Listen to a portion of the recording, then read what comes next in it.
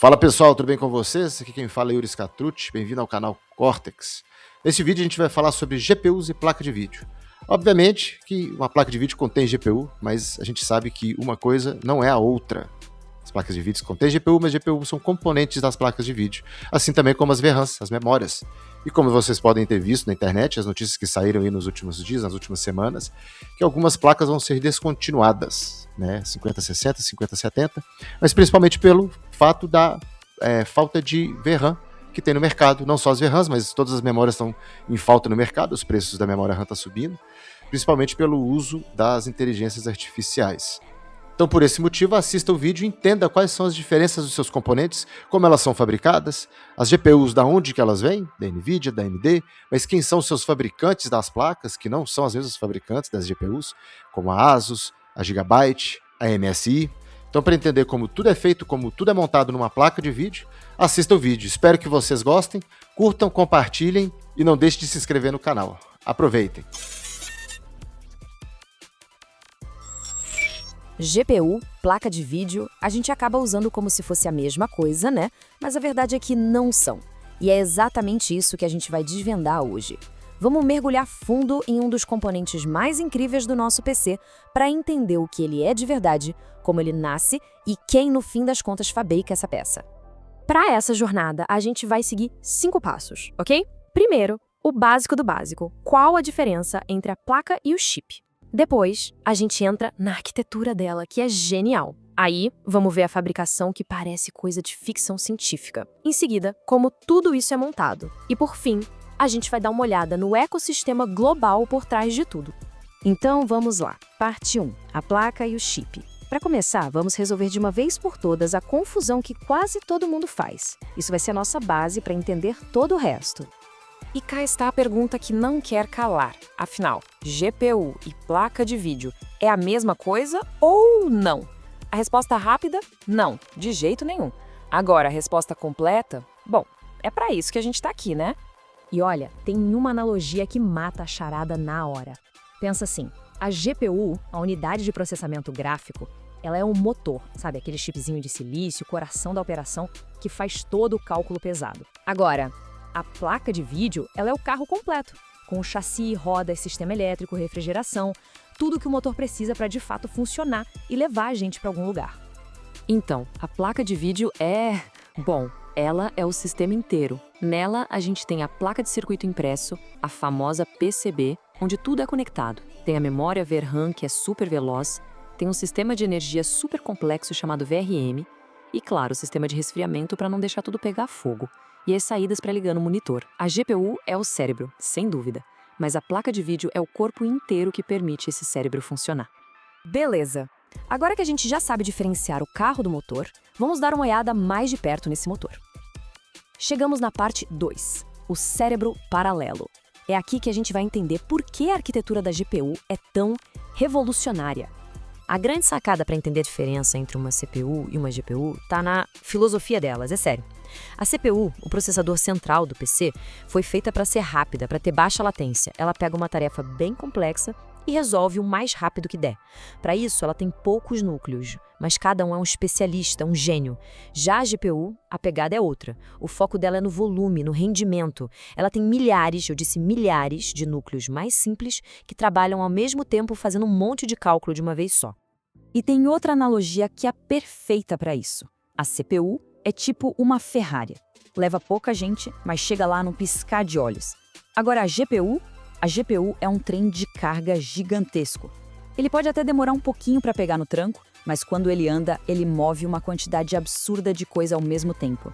E é por isso que ela é perfeita para gráficos. E é por isso que ela está no centro da revolução da inteligência artificial hoje em dia. E olha, quando a gente fala milhares, não é força de expressão, não. Uma GPU moderna, dessas mais novas, pode passar de 10 mil núcleos de processamento. 10 mil! Agora compara isso com uma CPU top de linha que tem lá seus 8, 16, talvez 24 núcleos. A escala do paralelismo é outra coisa. É monumental. Ok, então, agora a gente vai para a parte 3, a gênese do silício. Prepara aí, porque a gente vai entrar num lugar que parece saído de um filme de ficção científica. Vamos lá nas foundries, as fábricas de altíssima tecnologia, para ver como o chip da GPU é, literalmente, criado do zero. O nome do jogo aqui é fotolitografia. Pensa nisso como se fosse uma impressora 3D de circuitos, só que numa escala microscópica. É absurdo. Tudo começa com um disco de silício puríssimo. Primeiro, ele recebe uma camada de um material que reage à luz. Depois, uma luz ultravioleta super intensa é projetada através de uma máscara, que tem o desenho do circuito, sabe? Tipo em stencil. Onde a luz bate, o material muda. Aí as partes expostas são reveladas e tratadas quimicamente. E esse processo de passar camada, expor a luz, tratar, se repete dezenas de vezes, construindo os bilhões de transistores um andar de cada vez. E o resultado final dessa dança toda é uma transformação que parece mágica. Aquele disquinho de silício que a gente chama de wafer vira centenas de chips. E cada um desses chips tem bilhões de transistores. São as chavinhas elétricas minúsculas que são a base de tudo que a gente faz no computador hoje. Muito bem, o cérebro de silício está pronto. Agora, falta construir o corpo em volta dele. Chegamos na quarta parte, montando o sistema. É nessa hora que a mágica acontece. Aqueles chips de GPU que acabaram de sair do forno são montados com um cuidado absurdo na placa de circuito impresso, a PCB. E aí, em volta dele, vem os outros parceiros. A memória VRAM para guardar as texturas e os dados, o sistema de energia VRM para dar a força que ele precisa e o cooler, claro, para garantir que a temperatura fique sob controle. Cada pecinha ali é fundamental para o conjunto da obra. A memória, por exemplo, é um ótimo caso. A VRAM da placa de vídeo é bem diferente da memória RAM principal do PC. Pensa na RAM do sistema como se fosse uma frota de motoboys.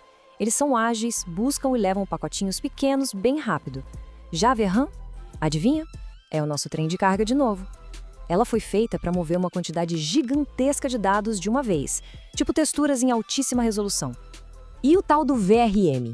O que é isso? Imagina uma mini usina de energia dentro da própria placa. É mais ou menos isso. Ele pega os 12 volts que vem da fonte do PC e transforma em mais ou menos 1 volt, só que com uma corrente elétrica brutal, que pode passar de 400 amperes. Entregar essa energia toda de um jeito limpinho, sem oscilação, é um dos maiores desafios e é absolutamente essencial para o desempenho da placa. Beleza, agora para fechar, vamos dar um passo para trás e olhar o cenário completo. Parte 5, o ecossistema global. Afinal, quem são as empresas que orquestram toda essa sinfonia? No topo da pirâmide, na primeira camada, a gente tem os designers. Pensem em NVIDIA, AMD, são os arquitetos da história. São eles que projetam a microarquitetura do chip, o software, os drivers, tudo. Mas tem um detalhe importante, eles são fabless, ou seja, sem fábrica. Eles não produzem o silício fisicamente. E aí que entra a segunda camada, as foundries. Gigantes como a TSMC, de Taiwan, ou a Samsung.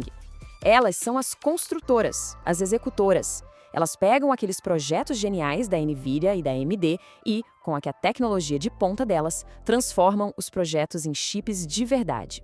É a capacidade de produção dessas empresas que, no fim das contas, define se vai ter placa de vídeo para todo mundo ou não. E, por fim, a terceira e última camada, os parceiros A e B, que a gente também chama de Add-in Board Partners.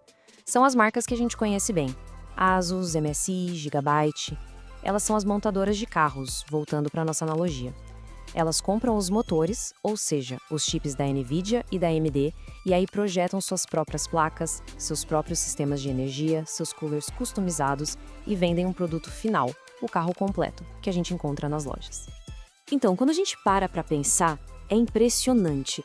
Da física quântica que permite criar um chip, passando pela engenharia pesada para alimentar ele, e por toda uma cadeia de logística global, uma placa de vídeo é muito mais que um componente.